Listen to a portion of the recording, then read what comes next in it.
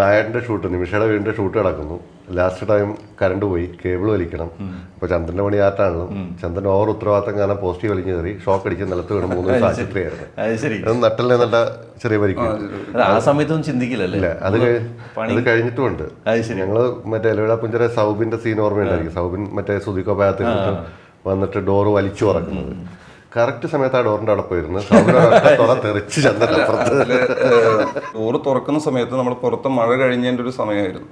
അപ്പൊ മഴത്തുള്ളികൾ ഇങ്ങനെ വീണോണ്ടിരിക്കണം. അപ്പൊ മനീഷേട്ടനായിരുന്നു ക്യാമറ, അറിയാലോ.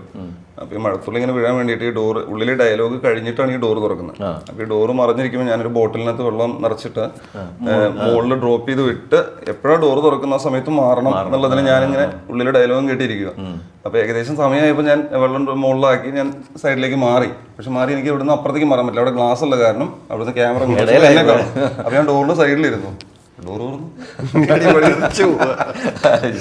സിനിമയ്ക്ക് വേണ്ടിയാണ് കഷ്ടപ്പെടുന്നത്. അല്ലെങ്കിൽ നമുക്ക് കിട്ടുന്ന പണികൾ, എനിക്ക് ഏറ്റവും കൂടുതൽ അപകടങ്ങൾ കിട്ടിയതൊക്കെ സിനിമയ്ക്ക് വേണ്ടിയിട്ടാണ്.